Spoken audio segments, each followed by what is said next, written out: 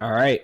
Well, the first seconds are ticking on the recording, so I think we're finally doing it, man. This is well, why don't you tell the people what this is? So this is a this is a steaming pile of dog shit that the two of us have decided to. Yeah. Sorry, that was a test. We're gonna cut that. No, I don't think so. I can smell it from here. It's Oh, great. it's wonderful. It's this beautiful disaster is going to be known as Connor's basement. Yeah. It is going to star your two sensuous voices that you're hearing right now. I am Jesse. And I mean, why don't you just introduce me? I'm above now. I am Chris. And we're two buddies that just love the life and work of Conor Oberst. Uh, Yeah, we're keen on it, I'd say. we are scholars. We're really just at the forefront of all things Conor Oberst, and you're going to continue listening to this podcast so that you can point out all the times we're wrong and gatekeep liking Conor Oberst.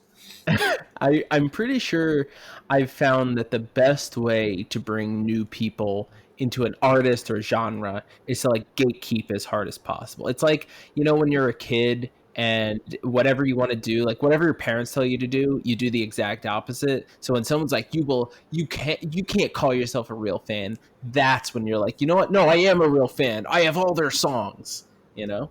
Yeah, I we're already tangenting at this point. We're not even 2 minutes in, and that's oh no, this is going to age terribly because of how garbage its writer is. But like back when it was okay to say that you liked the Harry Potter series, Oh, yeah. yeah, Well, we're already getting into it, huh? yeah. All right. So this is now a socially political. I mean, I feel like if you're listening to Conor Oberst music, you probably are at least vaguely socially aware. I'd say, just given how charged his music can be. But Yeah, and how yeah. how charged as a person he can be. I don't think you can. You have to be like center and leftwards to be able to Mhm. like listen to him and his music without getting upset, I think. Yeah, I mean the fact that we've seen him live a couple of times, and each and every time he's gone on some kind of diatribe about like the president and this and hell, when the president talks to God. I mean, come on. Yeah. Oh, he's Yeah, he's he's definitely been very vocal in the past yeah. about where his political leanings are. Oh Um, yeah.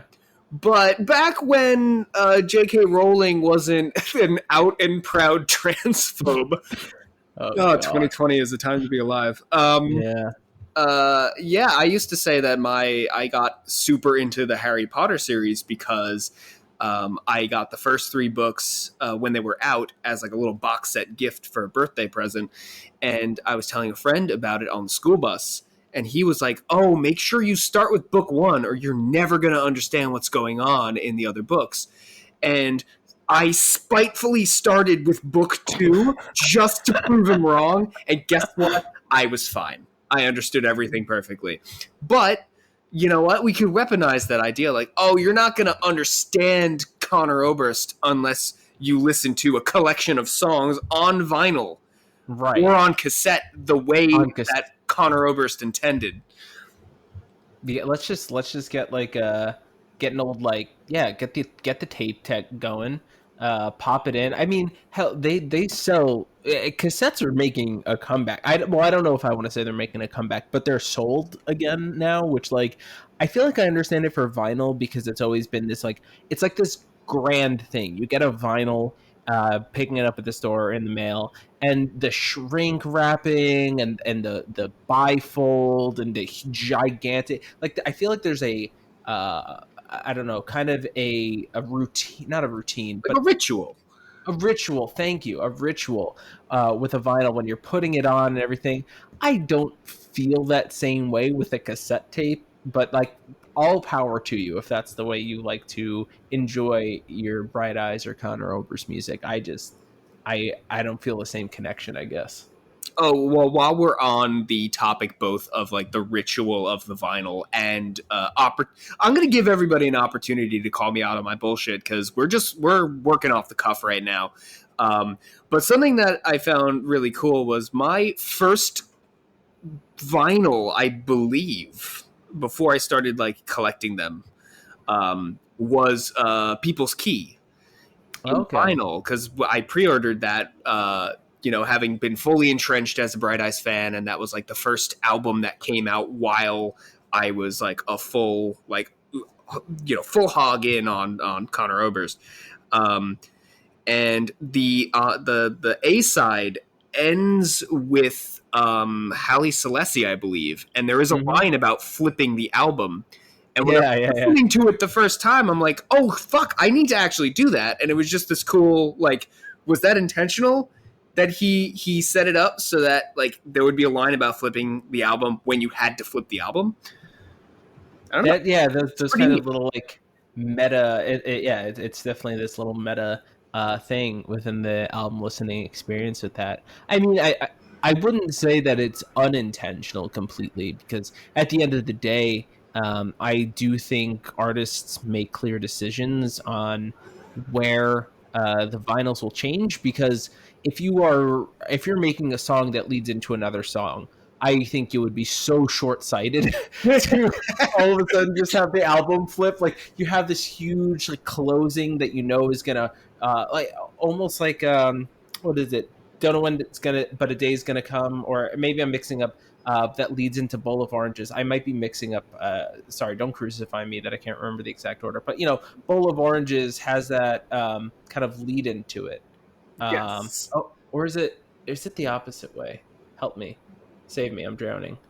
Uh, Um, no, I know those two like they are related in some way, but I can't tell whether the like the like that guitar strumming is led in from the previous song or if it fades out into the droning of I don't know when, but a day's gonna come. You know what I mean? yeah, Like I feel like you could have that as a 2-track EP that loops, and you could have that perfectly as a never-ending cycle of songs that leads into one another. right. Um, Yeah, I guess with the point being though, like if the album had split right in between like those two songs that are conjoined, I mean you'd throw a riot. You'd be like, "What is this?" I've listened to this. Maybe you've listened. Obviously, this is before streaming services when the song came out, but like you've listened to this before, and now you just got the vinyl, and you're like, "What? You've just ruined my music listening experience for it," or like it hampered it. So I do think that artists make a concerted choice of like where songs are like on the album. If they're going to release a vinyl, I think you have to be conscious of that. Both in terms of when is the split going to happen for the vinyl, like which songs are you okay being broken up, but then also maybe placing songs in specific areas because of that. So I would, maybe I'm giving Connor, Mike, Nate, whoever made the decision too much credit here, but I would say it's intentional. yeah, I think it's totally believable that they put thought into that, especially since like as we're gonna go through the albums in more depth in later episodes. Um, there is something really cinematic about all of their albums, in that they're all basically concept albums. So I think like Mhm. placement of songs and like a story, no matter how abstract in some albums it can be, um, and the fact that like if you're splitting something in half, there should be like kind of a contrast between what's on side A and what's on side B. And I guess with the example of Halle Selassie, like you've got that it's already built in the idea that something's going to change, and there should Yeah. be a shift in tone or ideas when you flip the album. Um, Mhm. so actually, we'll if we should. That's a kind of a good segue to talk about like our different like backgrounds as far as what we come to the table with. Right? Well, I'm gonna ruin your segue You go real for quick. it. You just I gave you the alley oop and you spiked it right back down. Yeah, basically, what you thought was gonna happen was you'd have a seamless transition between two songs, and instead I decided like you were ready. The album is getting flipped now Right. because you had these two songs set up perfectly, It's and gonna but do instead, that thing where like the last line of like the last groove of the record actually has a way for it to like loop. So I'm just here listening to this droning thing going on, and I was like, "Wow, this is a long song." And then I realized, "Oh shit, the needle's still on the track because I gotta flip it now." And they shout didn't. out to Teresa and Thomas. Yeah, basically. Back Yeah, where you could just scrub through a track to get to the reprise at the end of the 10-minute long or 20-minute long track. yeah, seriously. So just to correct the record on one thing, Bowl of Oranges does come first because it has the long piano kind of very chilling, open like do, that my beautiful singing that then leads into Don't Know When Day Gonna Come. So I wanted to definitely toss that out there to correct the record on that. But I go ahead. I ruined your segue, and now I want you to try again after I ruined it because I think this is going to be a good test for you. This was all according to my plan. Well, you know what? Here's what I'm gonna twist it. I'm gonna M Oh, Night Shyamalan this shit, and I'm gonna twist it oh, again. And oh, I'm gonna segue into something else that's topical. You say it's a oh, test. Like I gotta be ready for your bullshit, as though we haven't been friends since high school, aka oh, segueing into how we know each other. Oof! uh, Did you feel that twist? oh. Feel that twist Uh, on the nip? high school? I thought we'd known each other since middle school, dude. What? Yeah, no, we've definitely known each other since like since middle school. I just think that high school is when we actually started connecting and like True. proper like we being friends. Yeah, because I remember like this was I want to say this was out of love, but I remember making a website and I wrote Jesse. Well, I don't want to dox your last name, but there was an expletive that I made out of your last name. But we had already like known each other. It wasn't malicious, um, but I called you Jesse and then made that expletive out of your last name. I very much remember that. Um, Wait, I don't and remember this at all. Oh, I Wait, is do. this a I bit, mean, or are you being serious right no, I'm being 100% serious. Yeah, whatever you used to create websites back then. Let's say just GeoCities or something Right, like right. that. GoDaddy.com. Yeah, right. And I think I was just like having fun making a website. And I think because I know myself, and I wasn't just like, oh yeah, I'm gonna bully this kid. Like I hate this guy. So I remember showing it to you and everything too, because like, and you laughed, but I saw the there might have in just my eyes of being yeah, bullied. you might have been crying behind the laugh. And then I can't remember who, but someone basically told me that I should like change it, and then I did because I felt a little bad about it. But like that, so I do remember us at least having some basis in middle school. But I think you're right. I think middle school, or no, sorry, high school is when it really kind of we really took our relationship to the next level. We started, I'd guess, say going steady, as the kids call it these days. Yeah, I mean, I think one as like a little bonus thing, if we should try to find that website, it would be really funny. If, like, somehow their servers are still up, and there's this one weird site that's just still floating around the internet with like a bastardized version of my name. Yeah, yeah. I, Um, I could Google it right now. That the power of the internet, oh but my, I guarantee it doesn't exist. if oh man, if it's there, please message me and like paste the link. That'd be really fucking funny. I'm not gonna lie. Of Oh, that's course, something we yeah. could talk about on the show. I'm no stranger to cuss words. So are we trying to make this clean, or are we just it's just Wild West cowboys out here cussing left? I I feel like Connor talks a lot about some very um adult themes in a lot of his songs. And I would say if you're interested in a podcast having to do with Bright Eyes or Conor Oberst, that you would also have already consented to hearing curse words. That's my take. Yeah, Hot as it may be. that is I'm not even going to say that's a hot take. That's like a nice warm take. That's Yeah. like a meal that didn't just come out of the oven, but it's been sitting there for just enough time for it to stay warm but not get cold, and you can just enjoy it without burning your mouth. That's the kind of take you just made.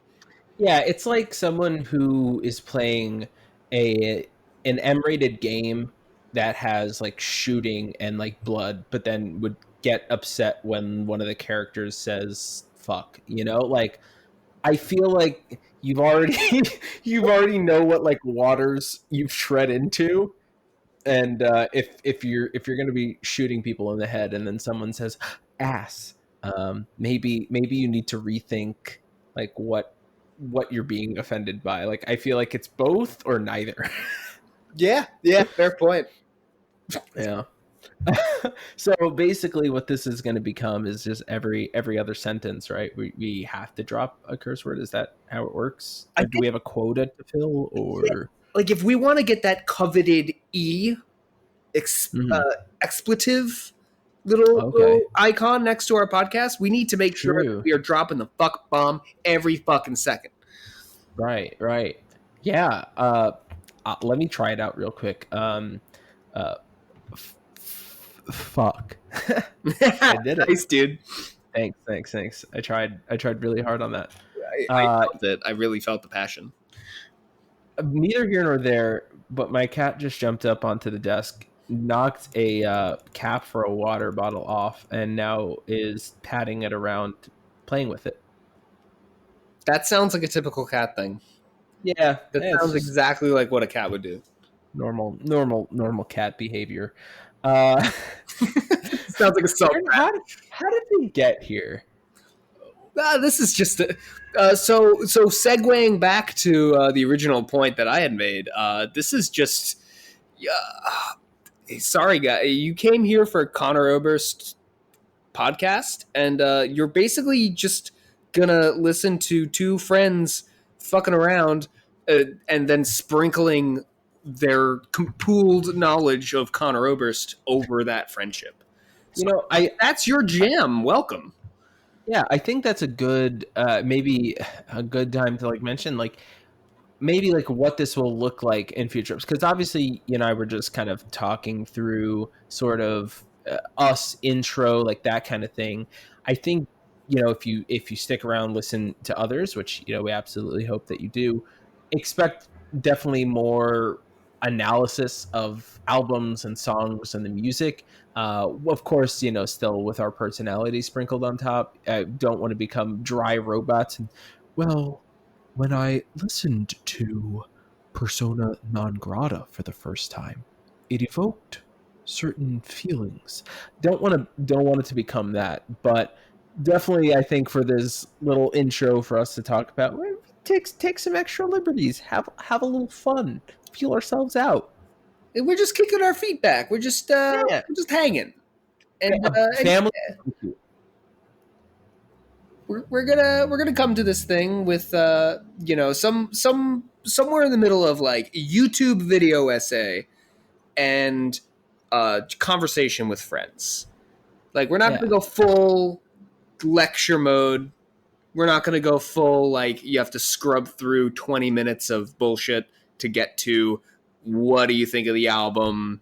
What are your thoughts? Should I listen to this or get into stuff like this based on what you have to say? It'll be right there, right in the middle, nice and cozy, but just yeah. couched between those two ideas. I still say family barbecue. Remember that we saw Oh man, we that was a good one. That was a good concept. yeah we saw Connor. We saw Connor last year in Woodstock, New York, in this really cool venue. Never been there before, and I've thought about it a few times since. Like, I would definitely go back. It was you had this entire kind of lobby area that was separate from where the stage was, but it all still felt like one area. You know what I mean? Like it was distinct, but you didn't feel separate from where the music was happening. And they had a bunch of cool stuff. They had like charities, or like there was like a wildlife preservation type uh, Oh yeah, organization there. They had like owls, like in the freaking concert venue. There were like owls, and I got to take a picture with one. It was hello, it was so cool. it was. And if I'm trying to search it up now, but if I remember correctly, it was it used to be it was a barn, I think, or it looked that way. Like it looked Yeah, it was a barn once, and they retrofitted it um to be a Bearsville Theater. bears. Yep. I was remembering it had something to do with a bear. Uh, yeah, it was this cool little area. And I mean, I had never even like been to Woodstock, and we had a lot of trouble finding a place to eat, and it was so hot. Oh god, it was so hot, and I don't wear shorts. Dude, Ugh. it was a oh yeah, that's one thing. If pictures of us never circulate on the internet, you need a mental image of Chris's outfits, and it's usually black hoodie with Mhm. black skinny jeans. Yeah. And then like Vans, like black Vans as well. Like very blacked out, very very classy and tasteful, but I, not necessarily for like genuine like health warning heat wave in upstate New York. I'm gonna contend the black fans, Okay. Okay. because I I have been wearing black Converse. Okay. All Uh, right. Oof. You know, I have to so be honest. I'm very glad that you jumped to the Converse side of things. yeah. I actually, well, no, that's too much of a story. But That's when but we yeah, stop recording. We'll talk about that. it was really really hot, but it was a great show. I think Joanna Sternberg, if I remember that correctly, opened, and then Connor played a bunch of Connor songs, and it was fantastic. And just throughout the entire show, it's just like it's a family barbecue. That's really he really wanted us to know that the vibe of the show was family barbecue, and I felt it. I truly did. So here's the question, and this is a hell of a thing to bring up in episode 0 of our podcast. But like, Yeah. should we do a hard pivot and just call this Conor Oberst's backyard barbecue? I don't know. I do love Connor's basement. I think it's fantastic. But there's something very campy about like Conor Oberst's family barbecue. There is something. I feel like it evokes two very different images. You know what I mean? Whereas like Connor's basement, we tracked down his old house, we broke in, we went down to the basement, and boy, if those walls could talk, well, I think it would sound a lot like letting off the happiness. But it, versus like being outside at like a picnic where you've accidentally bitten some of the styrofoam off of the plate that you're eating because it's so like thin and like mass produced. Oh, I um felt that. I tasted that right now. yeah, That was yeah. vivid. That was vivid, my friend. Thanks. Yeah, eating baked beans and Oh, drinking. all right. So here's the idea, and we can cut all this out if this is a genuine thing we want to do, and we don't want to give somebody the free idea of calling a podcast Connor's family barbecue. So we start. This is our thing for Bright Eyes mainly, right? The Connor's basement, and then when we run out of Bright Eyes albums, and we want to focus more about just like Conor Oberst as the independent artist, and then we also want to talk about like Phoebe Bridgers, and we want to talk about like maybe Monsters of Folk and like other people that he's collaborated with and that sort of thing. We'll rebrand or start a different podcast called Conor Oberst's Family Barbecue, where we get into later Connor stuff. And it's not gloom Interesting. and doom in the basement. It's more like, gloom and doom in the sunshine. Yeah, I think maybe rebranding can be difficult, obviously, if people are used to looking at one thing, but like it could absolutely be like Connor's basement colon the family barbecue or something Oh like that. yes. Oh, without a You doubt. know? Yeah. Where we, Uh you know how a lot of basements in suburbs have like that one window that you can look out of from the basement. Like we all just yeah. crawl out of that and then out into the sunshine, and our pale, sun-starved skin just crisps under the sun as we cook some dogs, and we hang out by the pool in our Phoebe Bridgers skeleton costumes and just have a grand old time. I'll stay in the basement. No offense, but I just feel more comfortable there. That's you know, I was built honestly, that's perfectly fine. Yeah, I was built for basements. That's just the God's honest truth. um here's a question too in terms of so what is it I think we got on this and I said like why are we here, right? And it did kind of think about like well what brought us here, because I feel like we talked about this in some form for close to a year now about potentially doing a podcast, right? And about Connor and all that kind of stuff. But here we are. It's a year later. We're in the midst of a global pandemic, and we're recording episode 0 of this. How did we get here? Oh man, I mean, I It's think loaded. it's loaded. It's loaded with all sorts of weirdness, like the fact that we are in the middle of a pandemic, and so it does feel like this is kind of the time to, you know, take stock of things and you know maybe pursue some of those creative endeavors that you told yourself you were getting to, and one thing or another distracted you, and now kind of feels like we're all in need of a distraction of some sort throughout our days of wondering what's happening next. Uh, Yeah. but also I think it's just like we have this shared passion for Connor's music, and I think both of us approach it with different different styles and different like things that we bring to the table. Like speaking from my own perspective, I am the stereotypical English major. I did my undergraduate in English literature and English education. I went back and got my master's degree in English literature. I'm still teaching English, and so I always approach Connor's work as you know the from the literary perspective. I tear apart the songs like you would a poem or a short story or something, and the album's like a novel. Whereas Chris, I think you want to speak more to like the musical side of things that I will never be able to understand.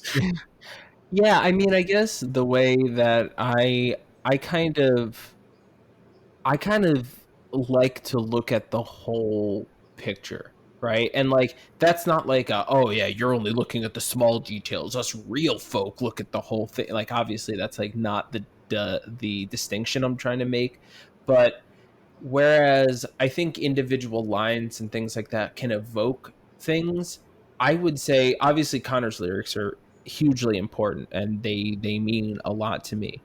But it's not like my favorite songs are the ones where he says the most poignant thing, or my favorite line is this or you because of how clever it is and that kind of stuff.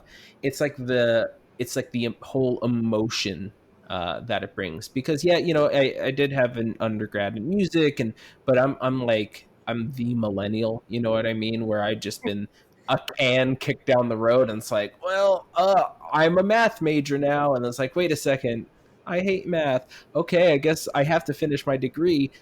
Sure, let's switch it over to music. Okay, I've just this can being kicked down the road, and I'm just like collecting dust, which is like personality traits along the way. So either good or bad. Like some is just like crippling depression. Oh wait, that's been there from the start. And others are more positive things. So it's like, I hear a song on, let's say, like Fevers and Mirrors, And like, yeah, of course there's the parts that just wreck me, but it's like, what is the entirety of this album mean? What does it evoke? And I think that's a lot of my like wonderment with Bright Eyes and with Connor, is how good he is, and how good they are, obviously, at um, at creating those moments and sharing in like just like the raw human um, shared Oh yeah, condition, yeah. I I guess. think and like you know, I don't know how much we want to dive into um like topics of mental health and that sort of thing, but like yeah, I feel like we both kind of have a shared experience of just being sad boys in general, and like this music reaches that. And even if you're not you know, a sad boy, girl, or non-binary folk of, so I wanted to do a quippy. I realized that pal doesn't rhyme with sad, and I was gonna do the non-binary pal thing, and it just didn't work. And then I realized it halfway through the words coming out of my mouth. So Guy, gal, non-binary, pal. yeah, yeah. But I wanted to make it more sad. But even if you're not a sad, if you're not part of the sad club, yeah, they definitely tap into oh god, I sound like such a generic English major. You tap into the human condition, without a doubt. Well, I mean, I guess to let's save you from sounding like that. I did also use the phrase "human condition," and I'm just a schlub. So, uh, Uh, you don't feel too badly about yourself, that you're just a nerd. yeah, Just that's it. That's all you are. You have no other qualities, that's or true. yeah. It's a bummer, really. Real bummer. I feel like you had so much promise, and your parents and I will text and just be like, "Oh God, I can't believe you turned into such a nerd." Yeah, it's really it's depressing. And so I guess the only path left in life is to just hunt down the old family home of the Obersts, kick down the door, and just start recording in the basement. Yeah, Try to like yeah. tear up the vinyl floors and see if there's any like lost cassette tape that we could just dig our teeth into. Vinyl floors, like, can be put a needle to it and try to. Oh shit! Imagine like you peel it away from the floor, from like the floorboards, and underneath there's grooves, and you Oh just my put that God, shit on a record player. And it turns out it's just coincidental. And it's just like screeching, scratching noises. But you know, we could market it as like the Lost Bright Eyes album. true. Yeah, I'm pretty sure screeching, scratching, that sounds a lot like letting off the happiness. Yeah, Oh, I love that album. That I did it dirty there. I did it dirty there. I see a slight tangent because we are going to get into letting off the happiness at some point. But it is really funny how like a couple of the tracks felt like it was foreshadowing Fevers and Mirrors. Mhm. Uh, so I don't know how far apart those records were from one another, but it they do feel like very good 2 years. companion pieces. Oh yeah, so it's totally 98 and 2000, I'm pretty sure, was Fevers and Mirrors. Oh yeah. Oh God, no. We got to stop, because now you're gonna get me onto Fevers and Mirrors, and well, I have a lot to say about that record. Well, actually, here's something I can say about that record, which go is for it. fantastic. Like, what? So I'm gonna ask you this question, but I'm on a roll, so I'm gonna start with it, which was like the first Bright Eyes song album, like my first experiences with Bright Eyes, and well, I've already given away the spoiler. Mine was with Fevers and Mirrors. I was in middle school.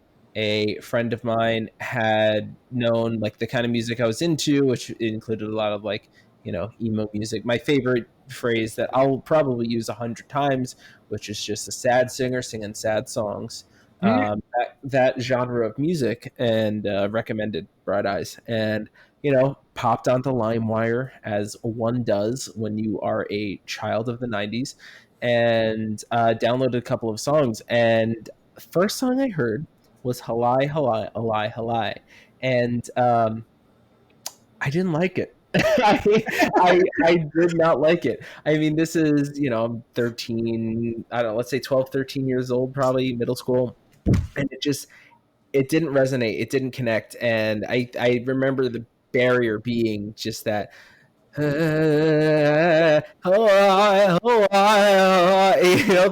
the shakiness, which has become such a centerpiece of like what makes his voice unique and that kind of thing. It didn't click for me.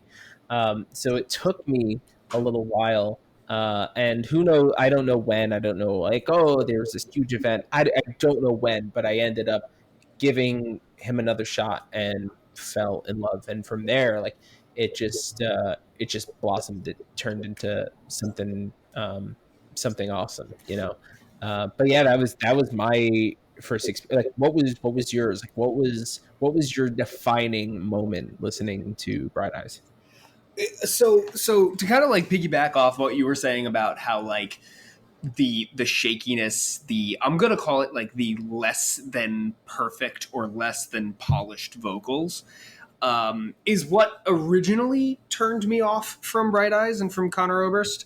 I think like as young consumers of music, everything that we have geared toward us are like really polished, overproduced things that not to sound like a hipster or anything, but it's like it's meant to be popular. It's meant to like be on the radio.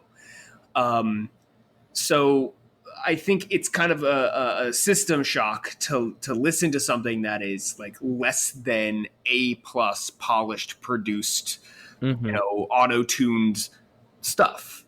Right. So my first introduction to Bright Eyes was via you. You had introduced me to Bright Eyes. You originally gave me like a burned CD, or like you let me listen to your Zune. Again, 90s kids. Yeah. Hit the like, share, and subscribe buttons if you remember the Zune. I still got it upstairs. Doesn't work, but Yeah, I have an old iPod. I have to repair the hard drive. Anyway, so uh, so I gave it a listen when you had originally like said, "Oh, you got to listen to this guy. He's great. You're gonna love it." And I didn't. I couldn't connect to it. right. And then a couple of years later, in 10th or 11th grade, somewhere there, I was on a real big CD ripping spree from the library because I found out that you can basically borrow CDs from the library, burn them, and no one's going to know that you stole some music. So, Okay. Well, the authorities have just been called, and they'll be descending on your house very shortly. oh no! All right. Well, so in the remaining time I have before the feds kick down my door and put me in music jail, my first album, I'm gonna say like the first album that I air quote owned from Bright Eyes was Casadega. Okay. And Casadega is a center of energy, and Yeah. I, Oh yeah, that's where you're gonna find it. this is where you're gonna find us. When we review Casadega, we really need to word for word just like repeat that intro, and I Yeah. think that's what hooked it for me.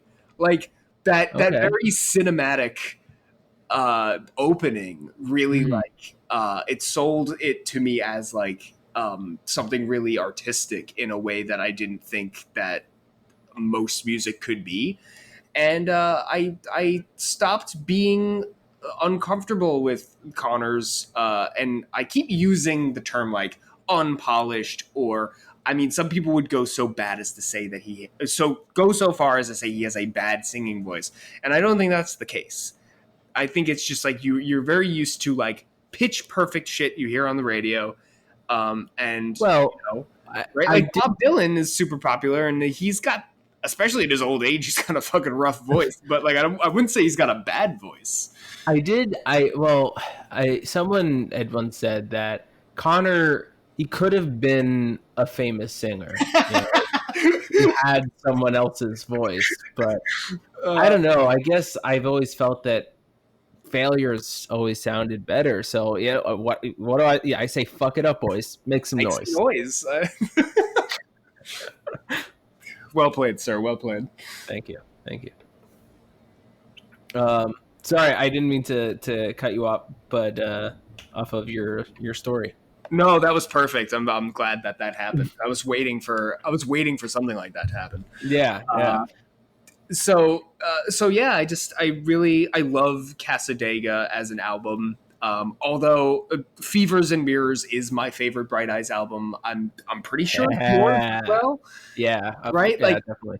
I think it's just like when I think of Bright Eyes, like Hmm. when somebody mentions it, or like when I think of the band name or something, that album is like archetypal Bright Eyes. It Right. does everything that um, that the band. I don't know. It's maybe just it's mopey '90s music, and that's kind of what It's what gets at my heart, right? Yeah, yeah. Even I though have it's things I 2000s, you know what I mean. yeah, I have things that I want to say about that, and I'm just everything's just like, keep it in. Like, not, We gotta rein I'm it not in. We gotta rein it in. rein it in, rein it in. I got so much to say. Yeah, of course that. Um, yeah, that one really means a lot to me, and I think part of it, of course, for me comes from that being my first exposure to the band, and that kind of melodramatic.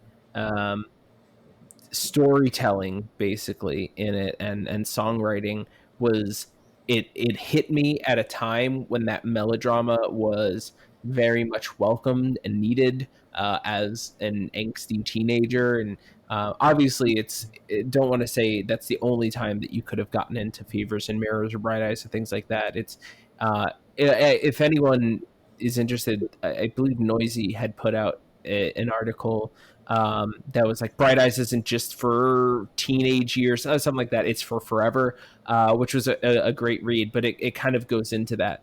Um, but yeah, Fevers and Mirrors will definitely it holds a very special piece of significance for me in terms of what kind of music I've deemed acceptable. Like you said, like I'd been used to I mean, my favorite bands before then. I loved Backstreet Boys when I was really young, and then I really liked Linkin Park, and then I started getting into those kind of like pop punk emo bands, and but everything is major label, those kinds of things. A lot of fueled by ramen going on. Oh yeah, fueled by ramen. Although I guess I wouldn't necessarily call that a major label, but it's very polished. And yeah, that singer songwriter, um, I guess aesthetic. I was gonna call it a genre, but that's too narrow. Aesthetic was something new that it took some time to grow into.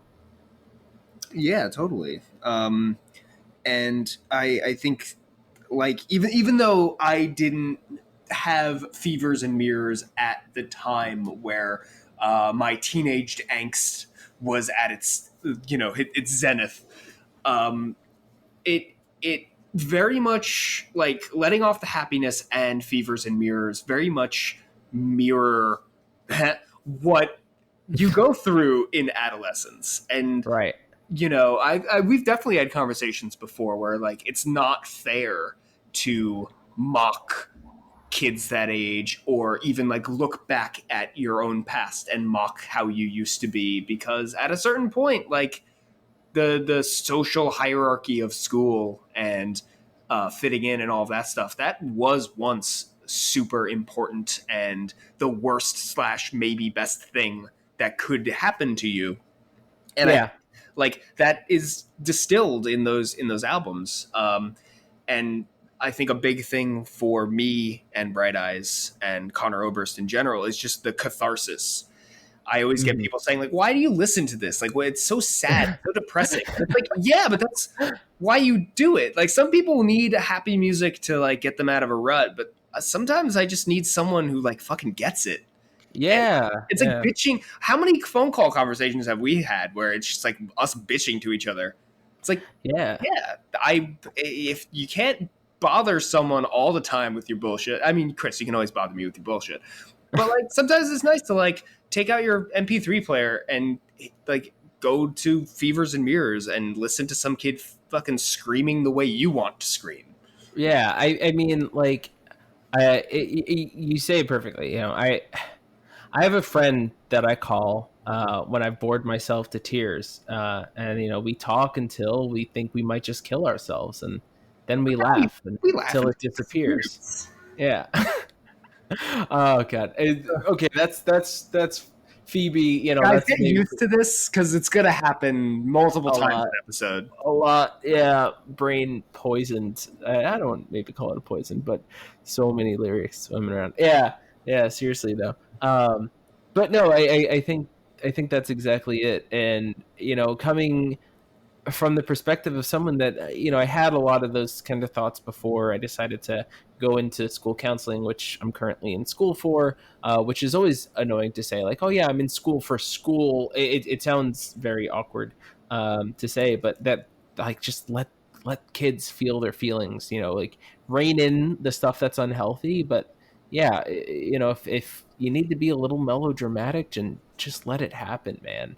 um for Yeah, sure, as for long as sure. you're not hurting yourself. Yeah, like listen to your sad music, punch a pillow, Mm-hmm. Yeah. cry your mascara out of your eyes. Like do what you got to do. Just don't get the sharp objects and the drugs and alcohol out of the equation, and then Yeah. you're fine. You're good. Leave those in your parents' room. Uh, When you're older, leave then dad's flask in the top shelf of his armoire or whatever. Oh man. Well, yeah, I don't know. I guess that's that's all I really had to say. I don't know. I mean, what else do you want the listeners to know going forward? I mean, just if you made it this far, hey, thanks. I guess. Sorry. Congratulations. Congratulations. Collect your prize. Your prize is going to be looking forward to the next episode. Yeah. Yeah, I mean, if you enjoyed any of this, if you liked the way that we talked about Conor Oberst and where we're coming from, and if you're interested in hearing our analyses of the different albums and just like talking about life and all of that through Bright Eyes, stick around. I'm looking forward to like digging into this and just hanging out with my buddy and talking about the good sad feels that we're gonna feel listening to these albums. Yeah, just a couple of sad boys listening to sad singers sing songs. Ah, Uh, it's sing, beautiful. oh, sorry, sing sad songs. Yeah, you know, like I said, kind of loosey goosey on the format for this little intro and like chat. So, you know, maybe not everybody's cup of tea as my cat just rams his head into my desk because he's looking for attention. But definitely, you know, in in the future episodes about the songs, about the album, is definitely going to be more focused on that. Of course, complete with digressions, because what good would it be without that? What is self But control?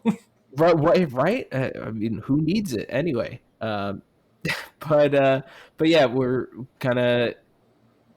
I'm gonna hold on. Ah, damn it! I went the entire time without like stopping and just like rolling with it, and now right at the end. Um, No, it's okay. We're I, gonna cut this, or we're gonna leave yeah. it in just so we can fuck with people.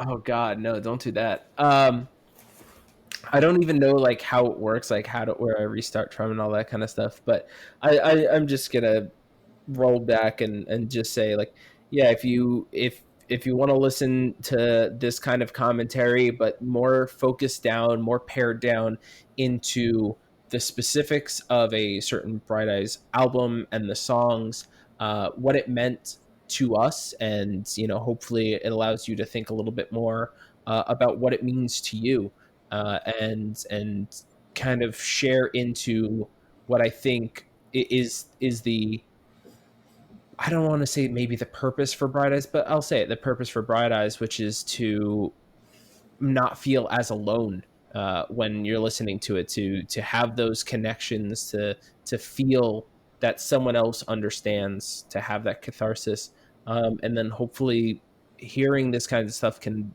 reinvigorate and that kind of side in you, because I get really excited talking about it. I get excited listening to it, and I think that's my hope. All right, man. I think we're on to something truly, truly magical here. Of course, always, always when I'm with you.